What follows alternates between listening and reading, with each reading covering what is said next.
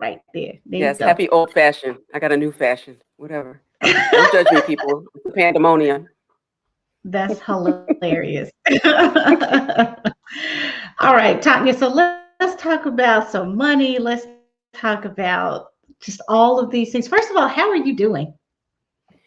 Oh my gosh. I'm doing well. I'm doing well. I have to say. Hold on one second. Let me get this out of here. I The business is going well. My family is well, even in the midst of the pandemonium. And so I feel good. I just booked a trip in late May, early June, when the world, I assume, will open up to get the some rest on a beach somewhere at an undisclosed location. If you didn't already know about it, you can't come, but I'm You're going. not invited. And exactly.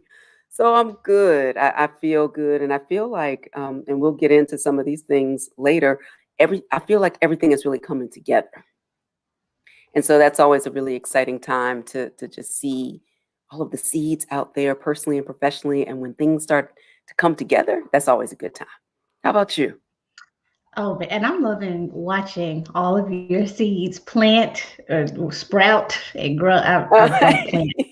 I'm You not a help me plant plant mom. I them. don't You plant literally help me. anything. You help me dig the soil. You help me select the plant, the seed. You were like, yeah, not that seed. This seed over here. Don't worry about that seed. And I listen. Well, I'm loving So all seeing it. good. I really am. I'm loving to see it. I'm loving to see all the things come together. And I feel similarly. I was talking to somebody a Hmm. couple of months ago, and she was saying she felt like this was harvest season because she had been planting a lot of Mm, things and things were sprouting, everything was blooming, and it's just a season of abundance. And that's how I feel. I really do. I absolutely. came into 2021 dragging, like completely dragging Hmm. after what, 9 months of COVID and working from Yeah. home and all the things. But I'm feeling pretty good now. It's like I got my second wind. But you know what I had to do though? I Mm, had to like cut everything out. I had to focus. I resigned from like 4 or 5 boards. I stopped saying yes yes. to things because I really had to get down to what was important. And for me, like my spirituality, my family, my business Yes. are the things that are important to me. Well, not just family, loved ones, friends, whatever. And the business. And that's really one of the reasons I want to have this conversation about money because when I like started saying no to everything, all these opportunities just Mm, started opening up a bit. And I'm really feeling good about where things are right now. So, for those of you who yes. are watching, thank you to the folks who are here on YouTube, on LinkedIn, and on Facebook.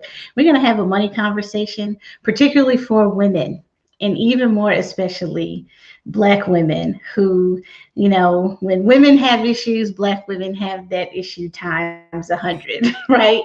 And so we want to Lord just knows. talk about these things and help people figure out how to make money, what to do with money, how much to charge for the things that you're doing. And before we jump into that, though, you might be new to me, you might be new to Tanya. So, Tanya, I'm going to ask you to introduce yourself. I'm going to introduce myself, and I'm going to take these earrings off because they are clicking up against my headphones and it's driving me crazy. I So hear while you. you introduce yourself, I'm going to get comfortable, take my earrings out. Excellent. Well, allow me to introduce myself because I see the border at the bottom is not going to let you know. So let me tell you, it's Oh, I'm covering you up. My bad, Tanya. I'm sorry. Help. this is how Shantavi does me. Y'all see this? Y'all see this? It's all good.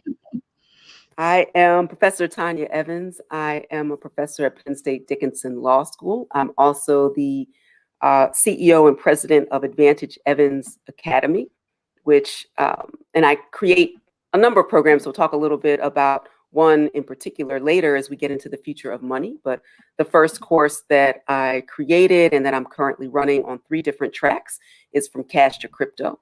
I'm also the chair of the MakerDAO's Maker Foundation. And so that involves the Maker token and DAI. You may have heard of the stable coin. And so I'm very involved in the Maker ecosystem and the Ethereum ecosystem. But I'm absolutely a lover of Bitcoin as well.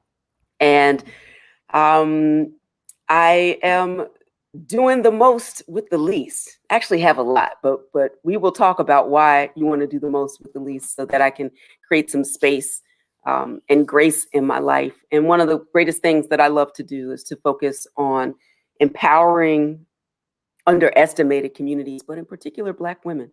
So Black women, other women of color, and those who have traditionally been underestimated, or not just underestimated, but locked out of finance and tech. So I spend a lot of time at the intersection to empower people to really get ready for the future of money, learn all about Bitcoin and other cryptocurrencies and other crypto assets, because we're all about setting the playing field now so that we are creating generational wealth and really empowering ourselves in our community. So that's what I'm Love doing. it.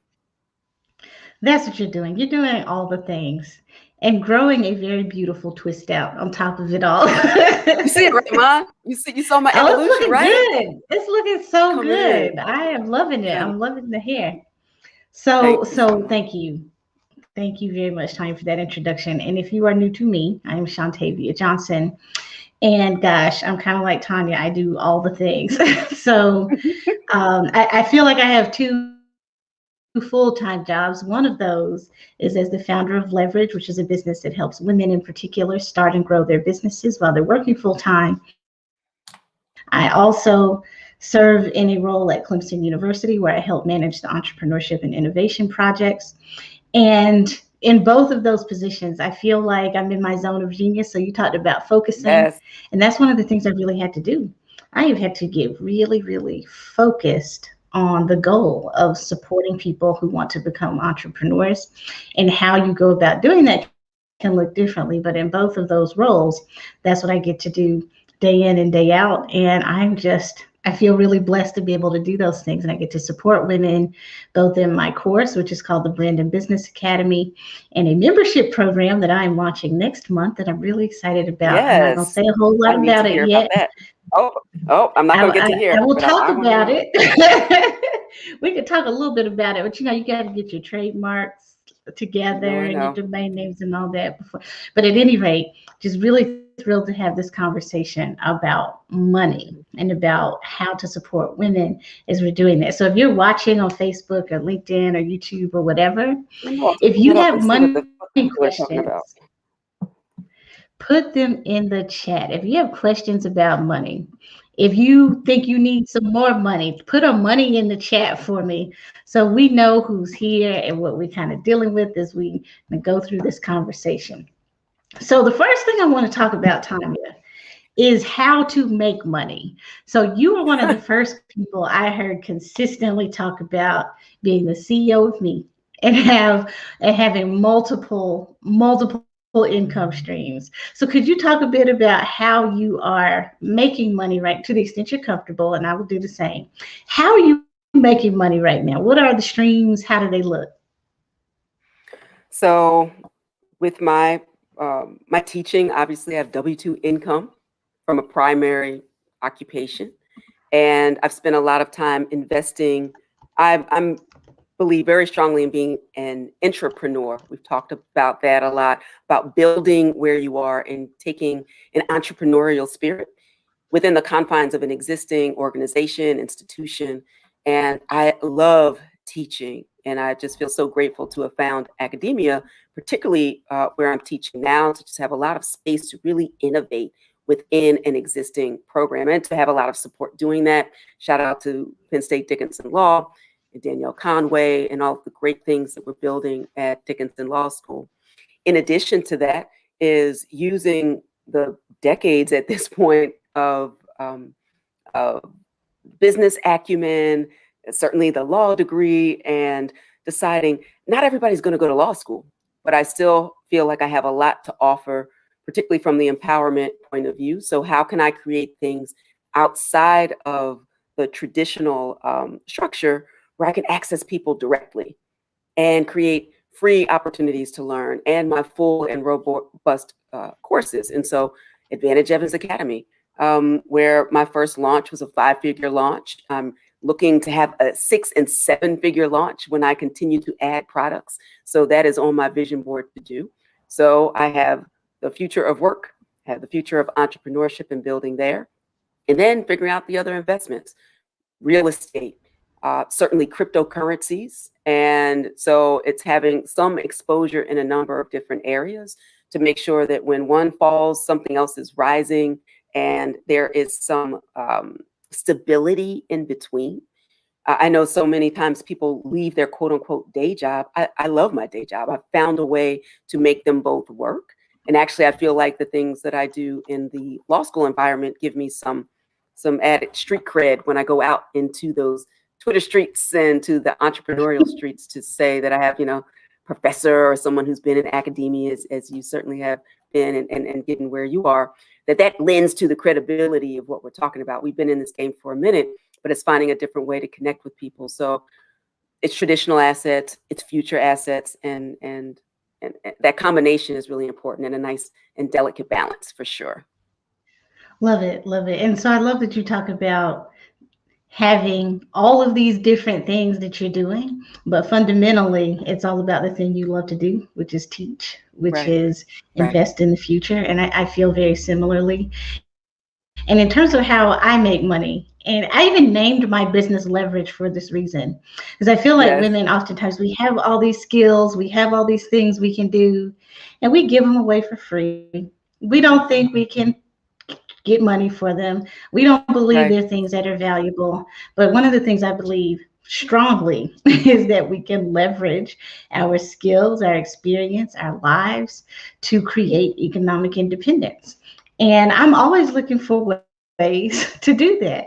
And so I'm like you, I have 2 full-time jobs. I have my W-2 income from the institution, which allows me to do the things that I love to do anyway. But I do have the W-2 income. I do have the business that has courses like you, where we sell a digital product to women, particularly women of color and Black women, especially, who want to start and grow their businesses while they're working full time. We will have the membership program, which will be a recurring revenue stream. One thing you didn't say, but I know you do, is speaking. Oh, yes. Right? And, yes. And absolutely. Having that speaking income to me is like, I mean, that's one of the real keys, because you create 1 or 2, or, if you're ambitious, maybe 3 talks that you can massage a little bit in several different ways.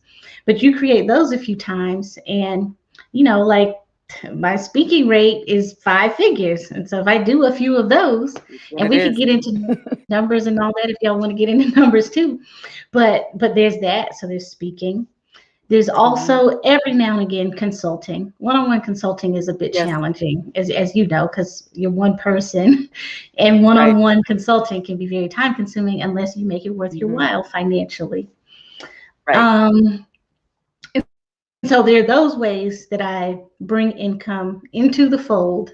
And another thing I've started doing is collaborating more, where maybe I create something. So you do this too. I'm telling your business and mine, but you collaborate with people, you create a product, you let someone else sell that product, and you just make recurring revenue on the back end once you create that product once. And we can talk more about how that looks, or I'm happy to. I don't know if you are. I'll speak for myself. We can talk about that too. Oh, definitely. And then finally, transparency. Transparency. No, transparency. Go ahead. I was gonna say, who knows who's watching over here? IRS, we file our taxes. We do everything we don't play with the IRS. No, I tell this to the folks in the cryptoverse. They don't want to hear about it. And I was like, I don't look good. I look good in many things. Orange is not one of them. And there's no way that I can nation build from inside the joint. So I'm keeping myself out the joint. You can do what you want to do. Y'all govern yourselves accordingly. I have no intention. I will pay every last penny I do, not 1 penny more, but every last penny, for sure. Amen there for sure. So there's that. And then there's investments, like you mentioned. So, I mean, unfortunately, we own real estate that is not making us money right now, but that will change. Stocks, obviously, all the traditional stuff, 401ks, Roth IRAs, and all that. And something you really have dragged me, at first kicking and screaming, now I'm like all in, into crypto, into other dynamic ways to think about resources, financial resources. I don't know if it's Right. called money or what it is, but creating these other avenues that will make money for you. So there's a lot of comments in the chat. Crowdy advisors are saying, "Hey, Marie Maureen, knows. saying please don't play with She knows. the IRS." Mm. She She's knows. equally She definitely conservative knows. like me. Lawyers tend to be. You are too. Yes. I don't. I People cannot tell because of what I do, but I'm actually pretty risk adverse. But I'm a realist and I can crunch the numbers. And so if it makes sense in dollars and cents, and I'm willing to pay attention for sure. And I don't want to get left behind. When you think about the end of the 90s and the dot-com boom and all of that, by the time it was a boom and a bust, we were left holding the bag as a community. We have another Mhm. opportunity here with cryptocurrency, and that's why I'm so passionate about at least giving people the information. It's DYOR. Do what you will with it. Do your own research. But we won't. What I'm passionate about is making sure that you have the information. What you do with it is on you, because that becomes a mind shift and a mindset focused on the future. Right. For sure, for sure. And so, as we have this conversation about money and how to make it, do you have advice Mm, for women who maybe going, clocking in somewhere, working at somebody's 9 to 5 or 8 to 6 or whatever that looks like? Do you have 9 to 9. recommendations? Nine, really, round the clock, it feels like right now with it. But do you have suggestions for people who are thinking, I should be making some more money somewhere else? What kind of recommendations or suggestions do you have? I start with your personal and professional audit. And I actually Mm, don't start with money, I start with energy. The money actually is energy. And the audit, the really radical audit of where the energy drains are in your life, because energetically, negative and positive energy is not going to operate in the same space at the same time. You literally have to move energetically and physically when you look around your space to make room for whatever is to come. But also, when you make room, is not necessarily to fill it up. It's what you and I have been talking about a lot. It's like, okay, I made room, I made space. I said what I wanted more of, what I wanted less of, and what I want none of. But then being super intentional about what you put back into your space. And some of those things, it will be immediately apparent that those are money makers. If we're talking about investing in stock or buying cryptocurrency, it has a revenue generating capital asset bottom line. But the energy of people and things that commitments that are taking up mhm. space, that are preventing you from actually saying yes to the things that would give you peace and money. That's Ooh, 2021. Come on now. It's hey, about peace and money. amen. So I said So we started start this there.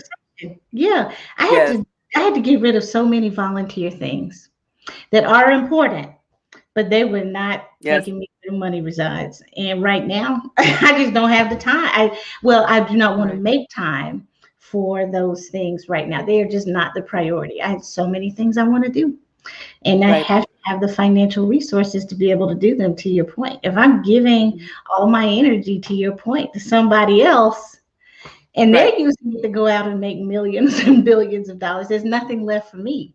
And so we have to really be okay with saying, you know what? Now it's time for me to create some financial resources for myself. So I so love that point where you said Right. I made a list of what I wanted more of, what I want less of, and what I want none of. And that's where you start.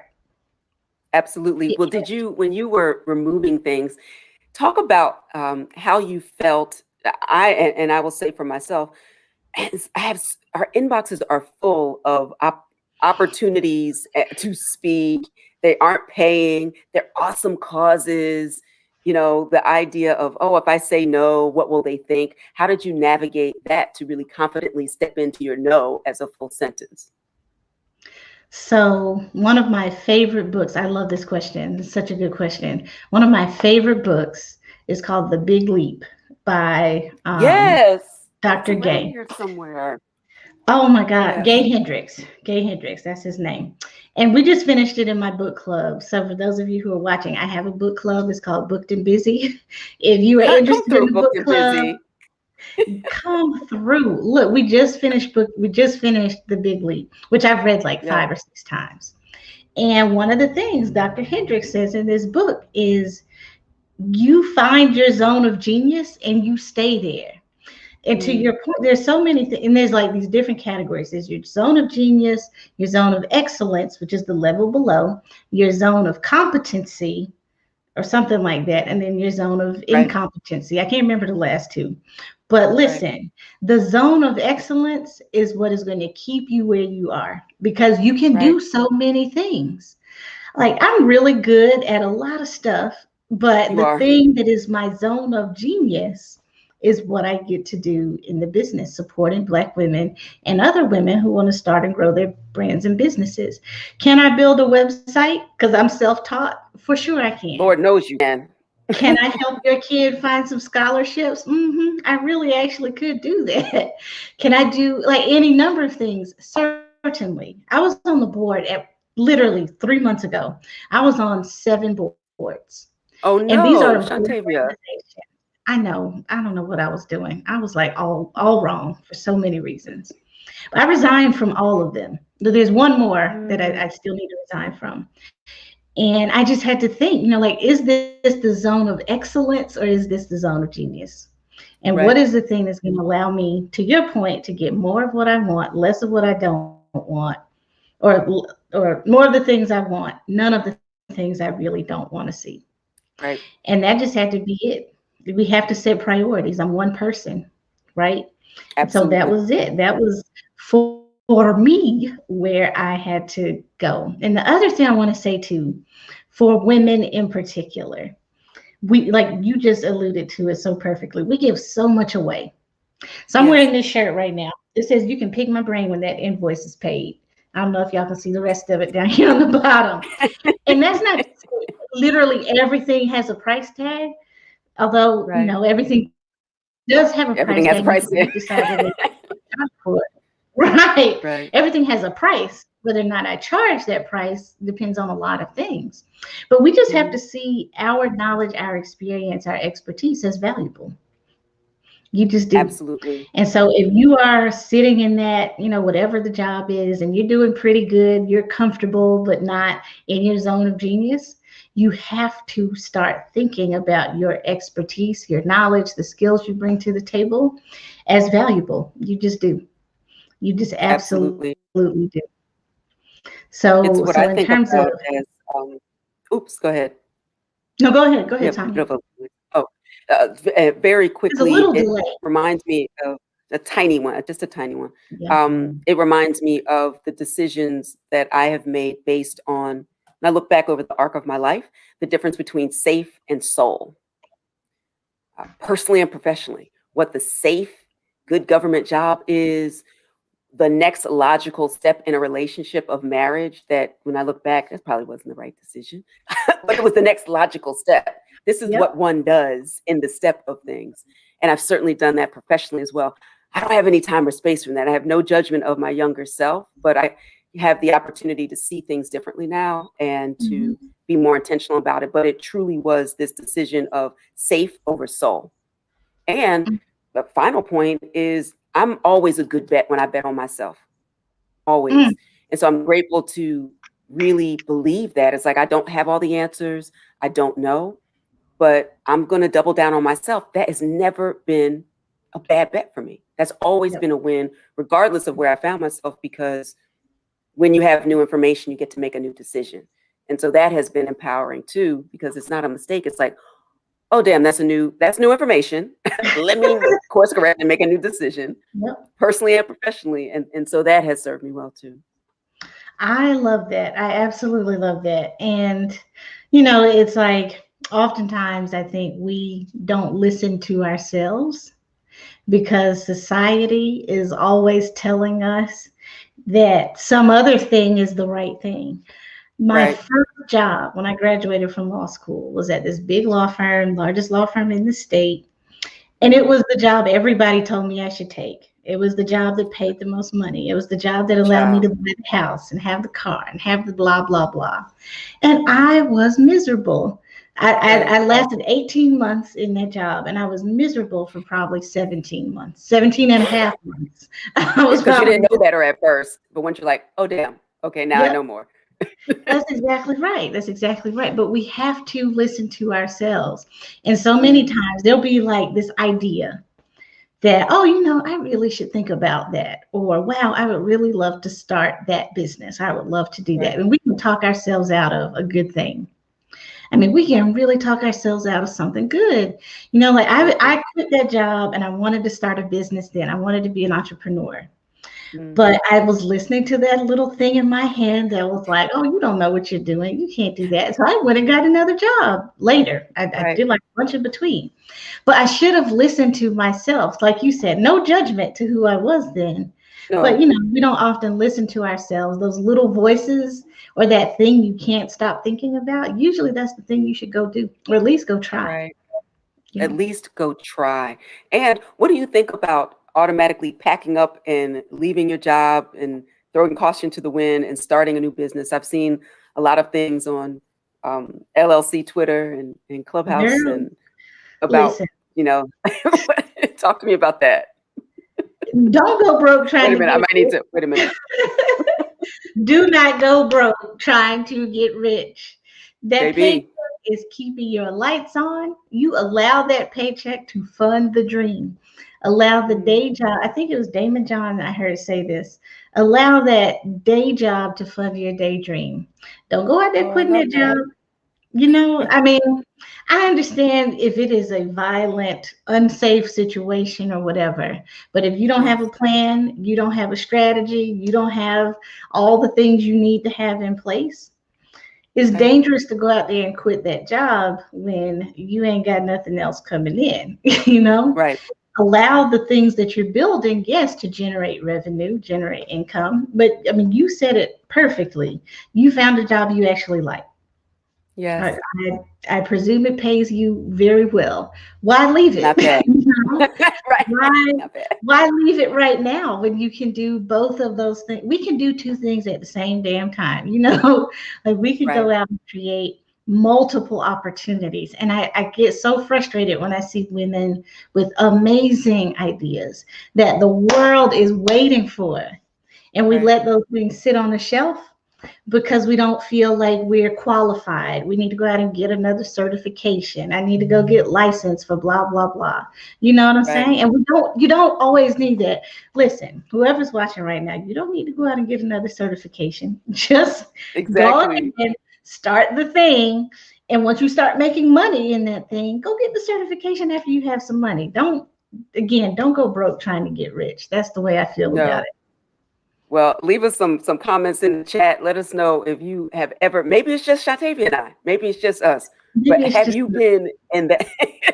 Because we're works in progress, but let us know in the chat if this is resonating to make sure that when we are thinking about our work, that we are also thinking about our build to prepare ourselves for whatever the next opportunity is within an existing organization and certainly on the outside, that it doesn't have to be either or. That's right. That's right. Put a daydream in the chat. If you're watching, put the word Yes. daydream in the chat. If you are willing to allow your day job to fund your daydream, put the word daydream in the Mm, chat. Facebook, LinkedIn, YouTube, wherever you're watching, put the word daydream in the chat. And as y'all are doing that, Tonya, let's talk a bit about, let's dig a little bit deeper in terms of yep. how women can make money and start businesses that allow them to support the dream. So Janice Evans on YouTube says daydream. Thank you so much, Janice. Appreciate that. So when we talk about making money, here's the other thing. So you Mm, mentioned mindset and energy. The next step, right? After you say, mhm. okay, this is what I want, baby, you got to be willing to charge for it. And you got to be willing Baby. to charge more than $5, $20, $100 for whatever that thing is that is Mm, truly the package of your genius. So let's talk about charging a little bit, Tonya. In your business, how do you come up with how much to charge? Because this, I think, is the hump that so many women just do not get over. Can we talk Right. about charging? Can we talk about money? So let's talk about the money. Let's talk about where the money resides when you are when you're building, for sure. This is interesting because on one hand, I've been very good about charging in some instances. When I think of running my own law firm, I started in big law, then I was in practice with my mom.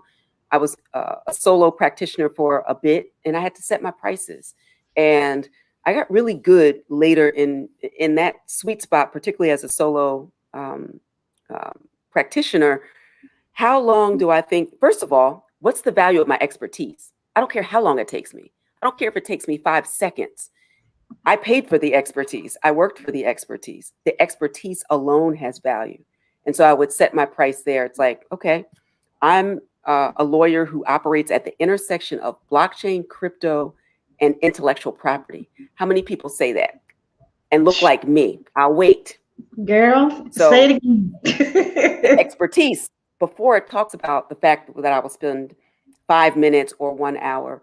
And so it's just the expertise, and certainly looking at what would other people in my position, and by other people, the straight white man, what is he charging?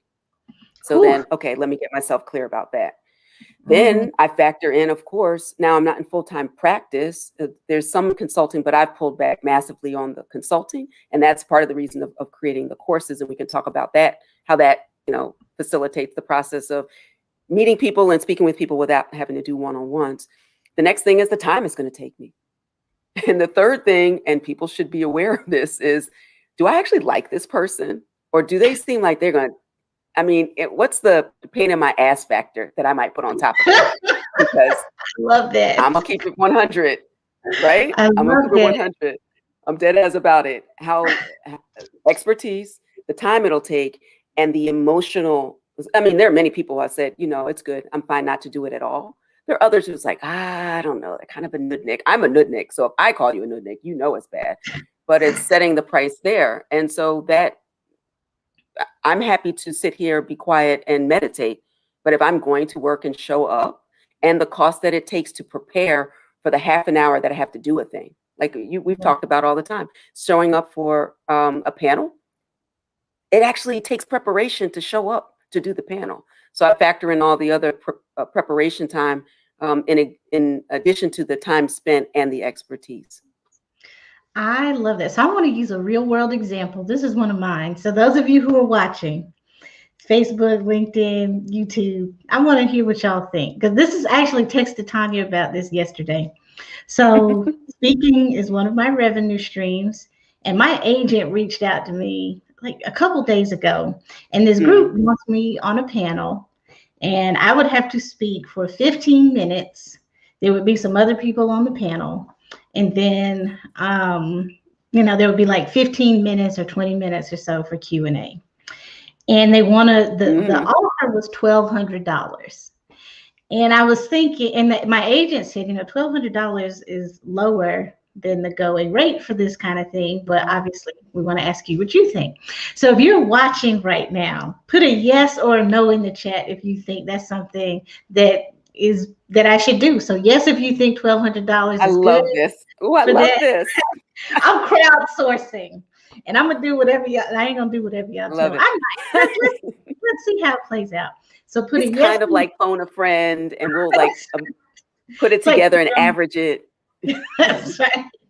So put a yes in the chat if you think that's something I should do. Put a no in the chat if that just doesn't compute for you. But as y'all are doing that, I want to talk, go a little bit deeper even about how much to charge, because you said something really important, which is the expertise you bring. Sometimes the expertise is on its own, even if I'm just there for 15 minutes, right? Right. If it's just 15 minutes, that might still need to be, to my agent's point, 5,000, 8,000, whatever the amount is, because of the expertise. Like, even though Oprah is going to be on the stage for 15 minutes, I assume you're not getting Oprah for less than who knows how much, 50, 80,000, whatever it is. And so, I think as we have these conversations about charging, you have to know the value of your expertise.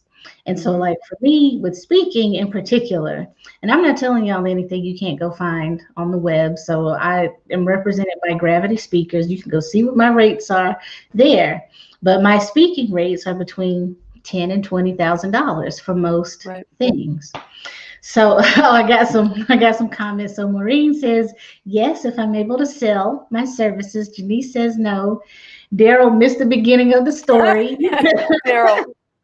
Thank you, Daryl, for being honest about it. But basically, Daryl, I got a request from my speaking agent, for an event where I would speak for 15 minutes, sit on a panel. I think the panel was about an hour long, but I would only speak really for 15 minutes. And they offered $1,200. And my agent said, no. If the rate was too low, but they sent it to me. And I was thinking, 15 minutes, $1,200, that I wouldn't, it's nothing to I mean, it necessarily. doesn't suck, right? But is it really the thing that I should be doing right now? And so I asked everybody to put a yes or a no in the chat based on what you think I should do in that situation. Mhm. So Maureen says no, they know your fees, they're undercutting you. That is for damn sure. And so That's true. so thank you, Maureen. Maureen changed her response. So everybody that's like, nah, girl, go do something else. So at any rate, I mean, I probably, who knows at this point. I appreciate y'all's comments, especially knowing what the rates are. This is what you came in Mhm. on. But when you are setting your prices, setting Mhm. your rates, and so many people, I hear so many women say this, especially, oh, it's only going to take me 15 minutes. So why not? It's only going to be, whatever. But to your point, Tanya, it's more than that. It is the Right. value of what you bring to the table, especially because, like you, what other Black woman who's an IP lawyer, who is a patent licensed, who has all these things, who's been named the top lawyer in America, a couple, like, where you going to find, go find it, Right. and then Right. let I'll wait. who Right. she is if it ain't me, because that's the sauce. Right. That's It's you. your sauce. That's what you're bringing to the table. And Right. as we kind of have this conversation about how much to charge, I mentioned my speaking rates. If you follow me on Instagram, I've talked a bunch about just what your literal numbers should look like Right. when you're charging for your products or your services. And one of the things I ask my tribe to do when they work with me is figure out how much it literally is going to cost you to create Right. a thing. So if you're creating a digital product, it's not just like how much does Teachable cost and how much does the video camera, or like whatever you're paying somebody to record your stuff if you're paying somebody, Right.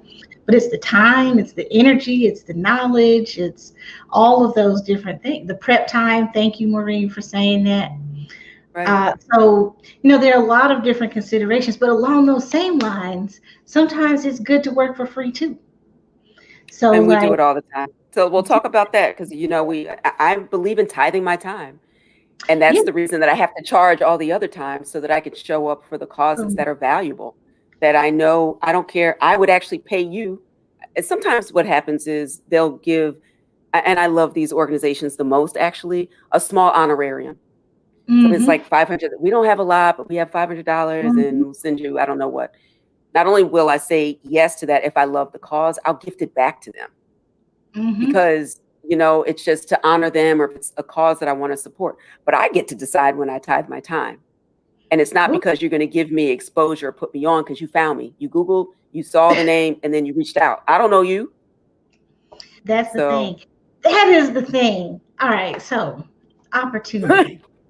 yeah. Girl, Oh, God. listen, the exposure, you hit a nerve with that, because I think as people start to grow, if you're watching this, as you start building your brand in your business, people are going to reach out. Oh, we have the opportunity for exposure. Well, why do I need it if you found me? Like, what are I think you it's going working. Right. to, right? Whatever I'm doing is going okay. That's not to Yeah, say sometimes it doesn't make sense. So, like doing a TED talk, that's true. you don't get paid for that, but the opportunities that come when you give a TED Talk or a TEDx talk for that matter can be significant. Or Absolutely. something, Tonya, you and I have done together, going to speak at South by Southwest, right? Like just the Absolutely. opportunity to grow your platform. Now, I won't go again Mhm. after what they did last year during COVID, Dead to but, us. Dead to us. sometimes there are times when you should do those kinds of things. So like Daryl mentioned, opportunity cost. Is there potential to Mm, acquire a broader audience? Or what, oftentimes when you do TV or radio, you don't get, well, sometimes you don't get paid for those things, but you do it right. because there's a broader opportunity. But what annoys me the most is when someone is unwilling to pay you knowing that they should, right? Right. And they have the And resources paying other people too. and paying That's other why we need people. to be more transparent about it, particularly men, but other people. We are oftentimes not paid as Black women, full stop. Other Girl. people sitting directly to our left or our right, they have received something, they've asked for it, and they've received it. And many times, not so much now, but over the last few years, I'll ask for it. That's like, thanks, but no thanks. And they'll have some mediocre or whatever. Go ahead and do your Mhm. mediocre thing. It doesn't happen as much in this moment, but it still could. It still Yep. does to people who have even greater esteem. And we just have to sit in the in the knowingness of our value and be able to say, this is what it is. And then the next person to speak usually wins. Loses. That is negotiation 101. I'll say what Yeah. it is. It'll be a full stop and I'll be silent. And then Yeah. next person to speak loses. That's right. And ask what the budget is up front, right? Find out Oh, what is I the have to do budget. that, actually. Yeah. I have And this other thing coming up and I need to ask that. Go ahead. what is the budget for this event? What is the budget for speakers for this event? Right? Because obviously Right. at this stage, if they found you, they know you do this professionally. Right. Right? This is not a surprise. We are all professionals. We all know what it is. So, Mhm. so what is the budget? Let's start there. This happened to me. I don't know if it was this year or end of last year. A company that made, I am not kidding, $30 billion the last fiscal year reached out Right. to me and invited me to speak to their group for free. And it Right. was the disrespect more than anything because they have Right. it. They have Right. it.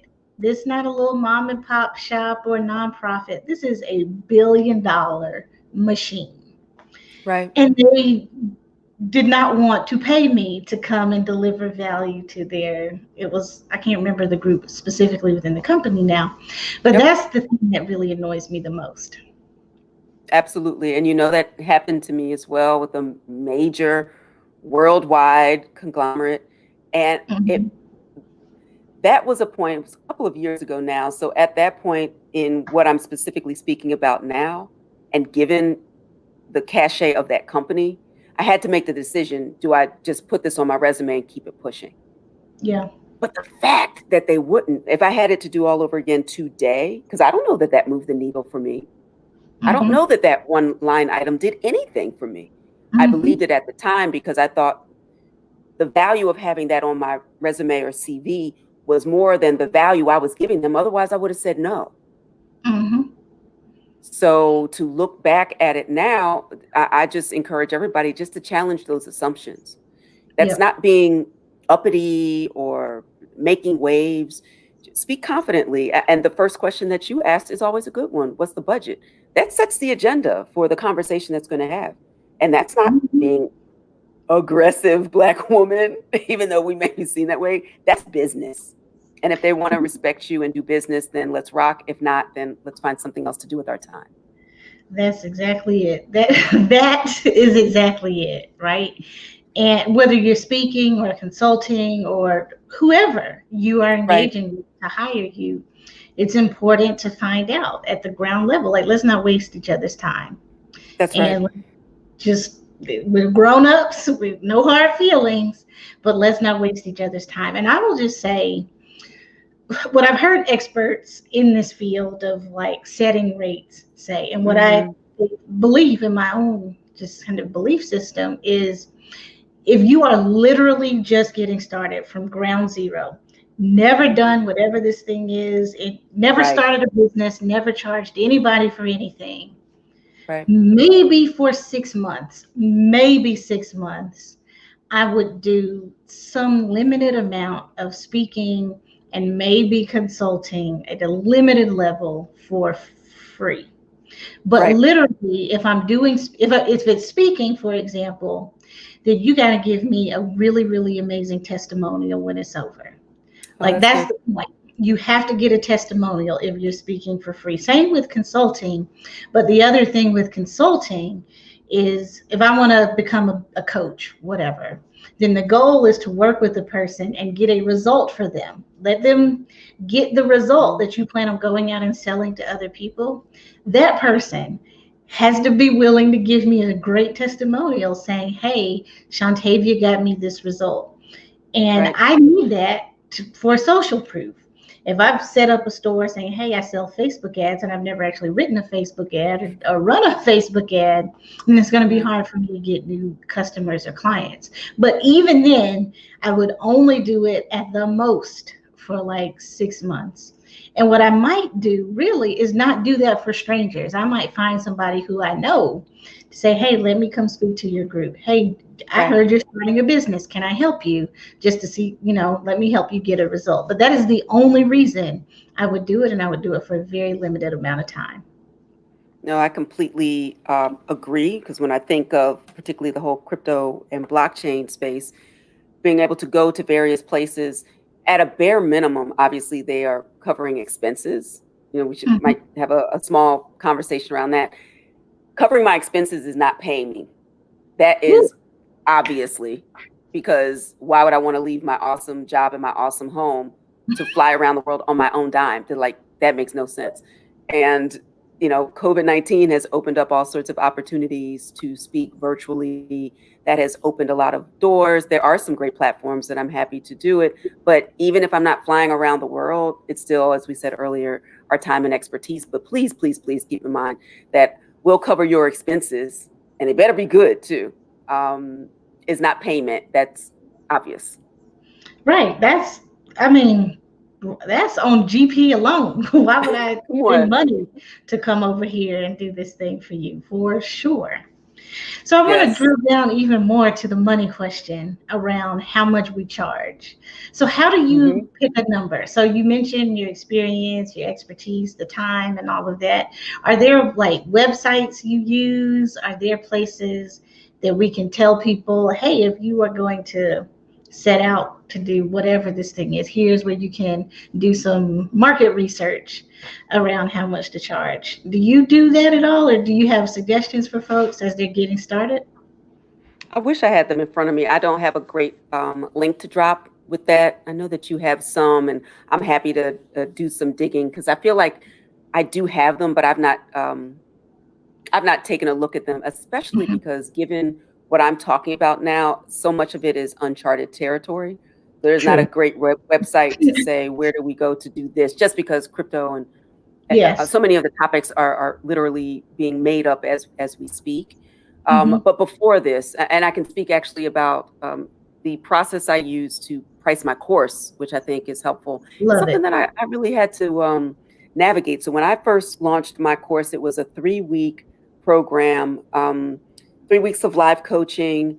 I would record that coaching material. I had a few modules that people could also access online. At the time, I think I was using Mighty Networks. Now I use Thinkific, although I adore Mighty Networks. Story for another day.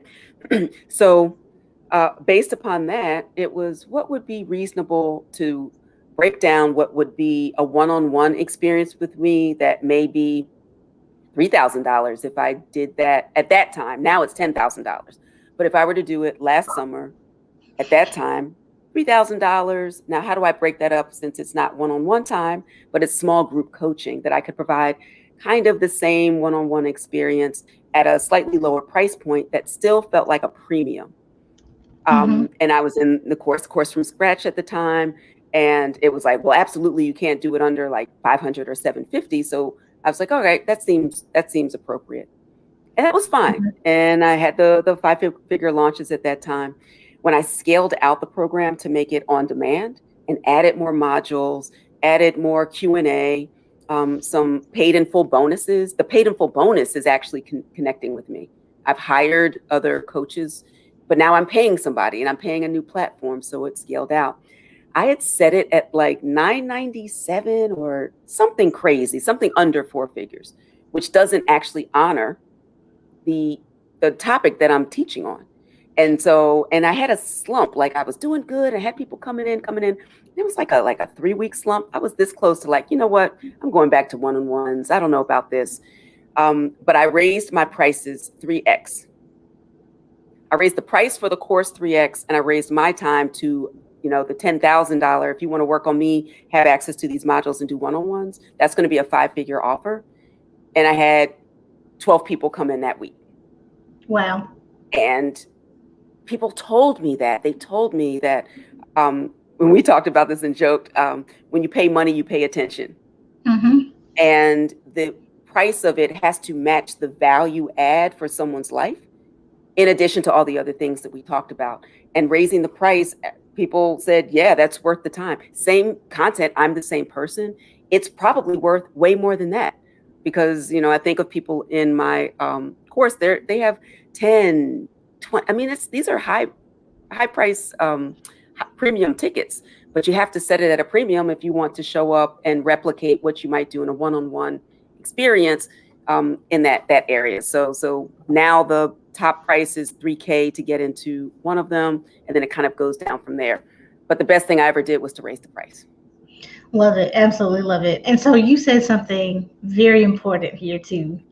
When you start, and then you start adding new things, you start adding more content, you start hiring people, the price just has to go up. It just absolutely has to, because you're paying more for things. So if you're paying more for things, of course, the price of whatever the thing is you're selling has to go up. It definitely does. And in terms of where you can look for numbers, so I know I'm seeing a couple people here, Daryl, Maureen, Aisha, Ingrid, there are a couple of folks here, all from different backgrounds and industries. Right. For many of us, especially those of us who are lawyers, there's the equivalent space in the freelance world. So you can hire a lawyer to do some things at like a flat rate. You can hire consultants. You can hire software designers, app designers, whatever. So my recommendation is to find websites where you can hire other people and see what they're charging. So even like a Fiverr or Upwork or a Craigslist, see what people are charging for their services. You get to see that in real time, what people are charging for their products and services. Now, I'm not saying you come down to whatever because you see somebody else doing that, but it least gives you a frame of reference for what the market is already spending. And the other thing too, when you see somebody out there doing what you want to do, get on their email list, go to their webinars, go to their things that they are hosting. And at some point, they're going to make an offer to you. And you can, what are these? And oftentimes these are folks who don't have the prices like on their website. Sometimes they do, but not always. But you can see what other folks are charging. If you want to be a business coach, if you want to be a yoga instructor, if you want to teach virtual baking lessons, find some other people who are doing it, get on their email list and see what they're charging. And absolutely.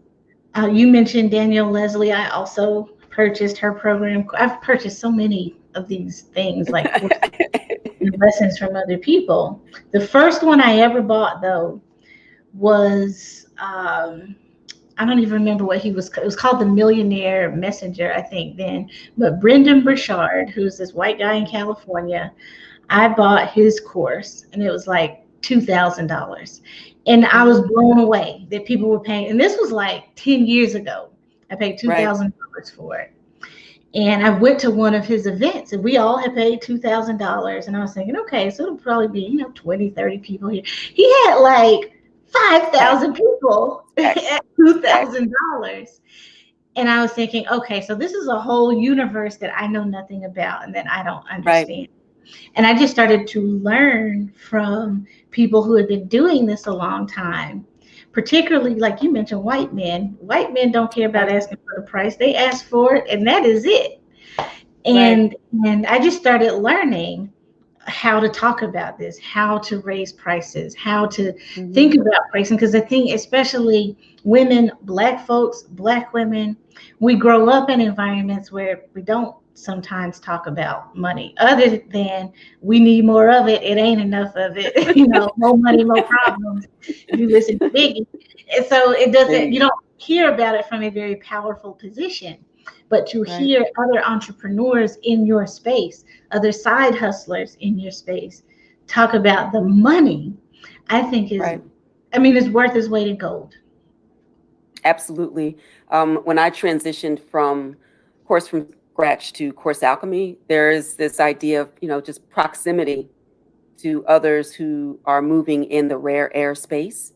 Mm-hmm. And it did have an impact on me to listen to the prices of everybody else's courses. It's like, I got to come in hot. Oh my God. Mm-hmm. She charged what for what? And Mm-hmm. and Danielle says early on too, people will pay what you ask, full stop. And so what I had to lean into, and it was a mindset shift for me, price it appropriately. My one-on-one time is going to be whatever. It'll, 3 to 5x of what the course might be. And set it. And then set it appropriately so that the people you are really looking for, because they absolutely exist, can find you. Yep. My $3,000 person couldn't find me because my course was at $997. They're not looking for $997. They're looking for $3,000. There's someone at every price point. There's somebody waiting for me at the 10K or whatever it's going to be, because look at Bitcoin. I have another screen up. Bitcoin at 56,000 and change. What on earth? What on earth? Right? So somebody who's involved to make sure that they're going to participate in cryptocurrency and go long and all those things, that's a different mindset. That's a different energy. And so you have to match energy is the bottom line. And so I'm really happy that I was able to do that, but it was not clear. I leaned in, because you can always change it again, right? But if you're going to make a change, it has to be toward adding, really honoring the value that you are bringing to the world. Yeah. Agree. So we have a question on YouTube. What did you tell yourself when you raised prices so that you didn't feel bad about it? Because you leave people real. Out. Because you're leaving people out. How did you navigate? I have a lot of ideas and thoughts about this. But well, mine is kind of short and sweet. It's that everything isn't for everybody. That I also give a ton, I know you do too, a ton of free value on Twitter. I do a monthly masterclass, but I'm at this point in my life, given the choice to disappoint myself or other people, I'm not going to ever disappoint myself at this point. And that it is not being selfish, that it's being self-full. And it's a mindset shift to, I've in therapy also learned for sure, anything I feel I should do, I have to really challenge that assumption, because should got me into a lot of trouble for a good few decades about what I should do, even though something in me said that's not the appropriate thing to do. So it's not keeping people out. It's deciding what is in the best interest for me and my family, given where I am in a particular space. And what we talked about earlier, being able to tithe time appropriately in a way that makes sense to show up for people in a way that also keeps these lights on. No, absolutely. Absolutely love that. And I would just add a couple things. The first is, first of all, it is biblical that we should be paid what we are worth, that we should be paid for the value we bring to the table. There's a couple Bible verses specifically about this. One of them is in Deuteronomy 24 about how you should be paid your wages every day for the work that you do. And so it is biblical, first of all, that we should be paid in our value. I also believe in service, like you. And I balance that by giving away a ton for free. This is free.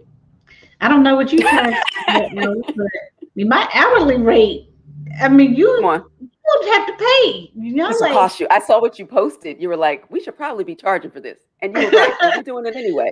We should. to get my 1 hour of time. I said I was going to talk numbers tonight. I'm not telling you you need to, but to get me for 1 hour, depending on what it is probably around $800 to $1,000 to get me for an hour of concentrated time.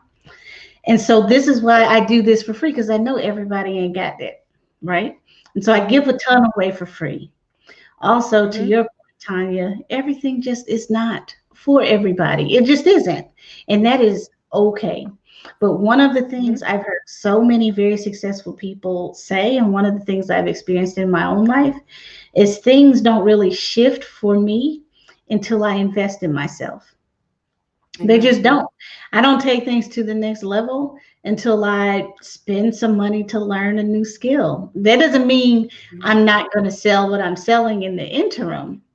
But so like you mentioned, you are a member of a mastermind group that is not free. It costs money. Baby.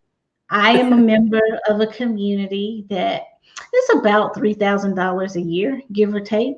But even though it's $3,000 a year, the head of this group is also selling other stuff inside of this thing. But baseline is going to cost me about $3,000 a year. And being in that space, to your point, it's like, sometimes, especially when you're just getting started, or even if you're not just getting started, but you're trying to figure out how to take things to the next level, you don't know what to do.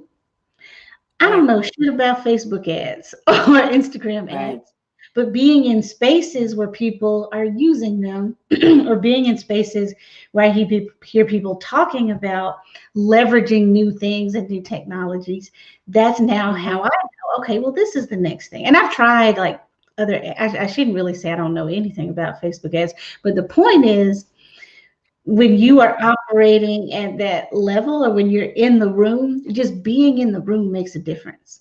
And investing in myself makes a difference.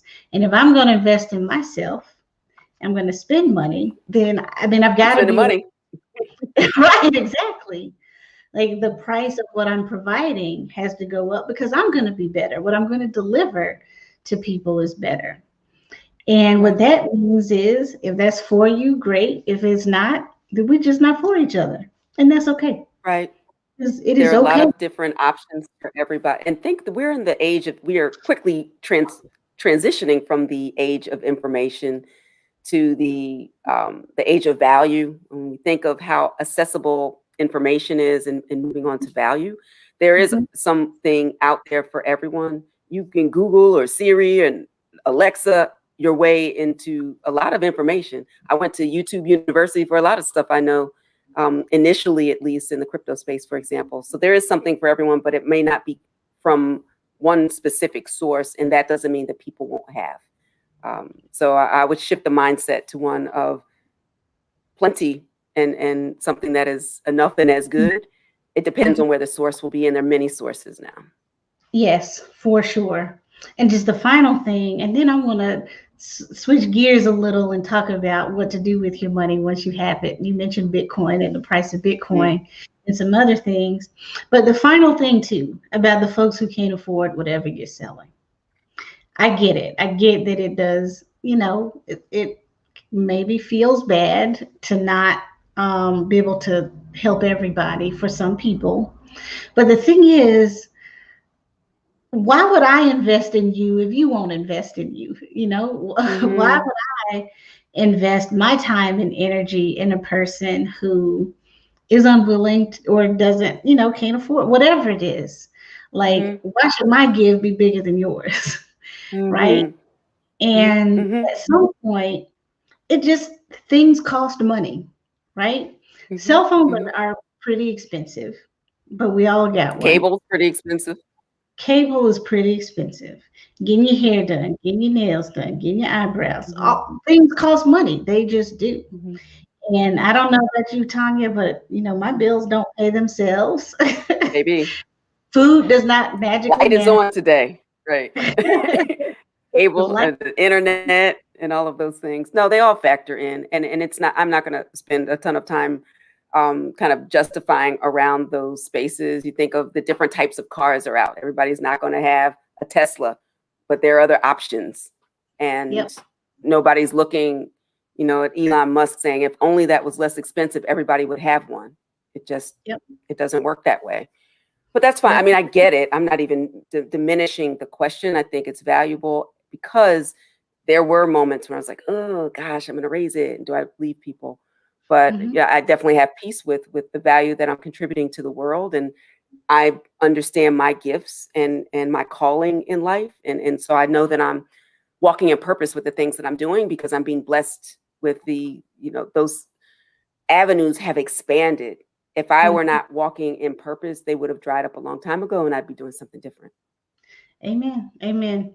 And so to that point, and Ingrid has a question about where we're going right now. Her question is specifically about NFTs, and she says she realizes she may need to pay for it. But what you do with the money when you get it. So once you have your multiple revenue streams, you have them priced appropriately, you start making money. And the thing too about having things priced appropriately as we shift into this conversation, think about what you're offering to people, what I'm offering to people. You're offering people the opportunity to invest in things like NFTs, like Bitcoin and other cryptocurrencies. Imagine if someone would have listened to you 2 years ago. They would have $57,000 right now, and they've paid you a couple thousand, right? So we're bringing so much potential financial value when the people do the work and take the steps. Same with building a business. If I help you start a business and you actually listen to me and do it the right way, the few thousand you spent on whatever you hired me to do or however much it costs, you're going to get it 8-fold, 100-fold, you know? So once we make the money, where should it go? And I love to hear you talk about some of the more innovative ways to invest the money that you make using some of these avenues. So can you speak a bit to that, to how you take the money you've made and where you put it next? The first thing for me personally, and what I talk about with my students when they come in, like one of the first questions, even certainly in the From Cash to Crypto program, but not even in the program, just a constant question I get is, how much should I put in? Now, this is not legal or financial advice, and everybody has their own positions, but there's been an interesting number of about the 1 to 2% of whatever you are bringing in to consider what might be a volatile asset, something that is new. Bitcoin can be at 58,000 one day, 47,000 the next day, drop down to 20,000, go up to 100,000. It tends over time, the arc of it, the lowest lows tend to be higher than the previous high because it's maturing now. We're in our 11th year with Bitcoin. But I talk about, one, before doing all of that, get your financial situation right. The new slavery, there are a number of different forms of slavery, but one of them is consumer debt, and moving out of consumer debt so that you can free up money, so that you can move with power to take advantage of opportunities when they present themselves, so that you can have some exposure in this other type of asset where you can dollar cost average. Look, if you're already participating in your retirement account, you're basically dollar cost averaging every month. You don't even see it. Initially, you set it up. I hope that you pay attention to the stocks or the indexes or whatever the funds that you're participating in, but it's set it and forget it. There's a bit of money that goes in every month. And you're not, most often, if you're only participating in your retirement account, you're not looking at the daily ebbs and flows of the stock market because you're going long for when you retire. Bring that same mentality to crypto and decide, what is the 1 or 2%? What is the one less month of latte so that I can start buying over time? You don't have to buy one Bitcoin. You can buy what we call Satoshis. There are 100 million Satoshis in one Bitcoin. You can have fractional purchases over time. And also, I believe, final point is buying the dip. When it pulls back, so many people are like, oh my God, I lost so much money. You don't lose unless you cash out. That's a notional amount. It exists on paper, but it doesn't exist in your pocket unless you are cashing out on the day that it crashes. So dollar cost averaging, buying the dip over time, and being honest about the 1 to 2% of your assets that you might dedicate to this space. The return on investment over time to be in the future of money is going to be really important, particularly for our community. Oh, I love it. Absolutely love it. So, in addition to the things you should do, your 401k, your Roth IRA, 401k. Yes. it's 529 plans, life insurance, all of those things, short term disability, all those long term disability, all those things. Amen. Be looking at the future of money, the future of financial resources, and what to do with those things. I love that. And you talk a lot about crypto as an umbrella with lots of different Mm. types of crypto within it. Bitcoin, Litecoin, Maker. I'm not the expert, so I'm not going MKR. to. No, that was good. You're good. I'm impressed. Right. But having these different ways of investing and looking for opportunities, like Ingrid asks about NFTs, which Yeah. I've been reading a little bit about. I am certainly not the Right. expert in NFTs, but be looking for the ways in which you can take your knowledge, your expertise, and your financial resources and leverage those. And the other thing I will Yes. say to you about this, particularly for folks who either already have a business they're growing or who want one, reinvest in your business too. So we've Absolutely. talked about this implicitly, not explicitly thus far, but reinvesting in your business is one of the best things you can do. So, like Tonya talked about hiring new people or learning a new skill, joining a mastermind or some other accountability group. Reinvest in your business. Last year, I'm kind of like you. So I shifted my business model toward the middle of last year, and I made Yeah. 5 figures in the business. I did pretty good. I was getting Mhm. close to 6 figures when COVID hit, but here we are. Yes. But at any rate, Here we are. I reinvested a lot of my money back into the business, a lot of it. Mm. And, your accountant is going to tell you, especially once you know, shift from an LLC to a corporation, S corp or C corp, whatever works for your business, Yep. that you pay yourself a salary, a standard salary, which you should. I'm Hmm. not saying you shouldn't, but I have put a lot of money back into the business because it's been Hmm. important for me to grow the business. Like so many folks want to make money and hold on tight to it, right? And I think that saying, you make money, what it takes money to make money, it's Takes just the money to truth. make money. It Yeah. is No God's doubt. to honest truth. And you cannot play small when it comes to the way in which you reinvest in yourself. And like Tanya mentioned, set the foundation so you can invest in other things like Bitcoin, like NFTs, like whatever. You got to have Right. the other pieces set, but you really do have to reinvest in your business too. You absolutely have to. Absolutely. And I spend an extraordinary amount when I look at kind of the bottom line, and everything's not going to pan out. I've Mm-hmm. spent a lot of money. I remember hiring, I bought in, I drank the Kool-Aid, decided I needed Facebook ads. Facebook is not kind to crypto. So I paid a good $10,000 to set up this whole thing over the arc of 3 months to set up this program. And there was the person who was going to lead it, and they had subcontractors, and then the content and the copy, only for the majority of those ads to be rejected because of the fine print about how precisely you have to Mm. list it. I happen to think Facebook, the OG, didn't want anything else talked about on their platform except, I don't know, maybe Libra, which is now called Diem. It was their own stable coin, but I'm a conspiracy theorist. I don't know Mhm. that for sure. But the fact that, there were so many scams, and in fairness to any platform that looks curiously with any ad related to crypto, that they decided Mhm. they were just going to say, we're just going to reject everything with limited exceptions. But I spent the money and the people Oof. did the work. And I Yeah. didn't see I have a better organic game, Twitter, LinkedIn, my email system, than I did paying experts to do what could not be done. So I wanted to ball up in a corner, and maybe one day I did, I can't confirm or deny, to cry about it and to say, this is bullshit. I want my money back, and I'm just going back to my job. Right. And I'm super confident. I just told you I believe in myself, all those things. That doesn't mean I didn't have bad days where it's like, that was not money well spent. But I didn't know that it was going to end up that way. I say all that to say you have to invest in yourself, learn lessons, re-strategize, reinvest, but keep it pushing. And I'm glad that I did, because, you know, I'm on the other side of it now, but it was not without taking my licks, for sure. Oh, so very true. And that can happen in so many different places. When you're applying for your patents or your trademarks, maybe the Patent and Trademark Office says no.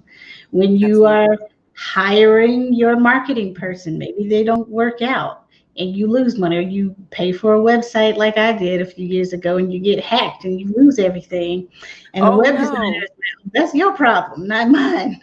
And so things sometimes don't work out, and that is okay. That is the risk you take when you jump into this entrepreneurship space. So if you can believe it, Tonya, we've been talking for like an hour and a I know. I half. just looked down. I was like, oh, my goodness. We went in, Yes, didn't we? Who's we going to pay for really this? did. We really did. So if y'all enjoyed this conversation, let us know in the chat. Let us We know. both feel really passionate about investing in yourself, about women and business and money, and how we can look for good ways to leverage our knowledge, our expertise to make money in our businesses and support the things we need to support. And I do these conversations every Wednesday night at 9 p.m. where I pick a topic about business and we chop it up about it. Usually it's just me and the incomparable Tonya Evans here with me right now. Tonya, where can people find you? How can people work with you if they want to learn more about the things that you help people with? So please visit advantageevans.com to learn about my free upcoming masterclass next Thursday, 6:30, 90 minutes. Ingrid, if you want to learn more about NFTs, everybody who is on, if you are listening and want to know more about the crypto space, or maybe you bought some and now you want to know what's next and how to grow and expand in the space, jump on the masterclass with me.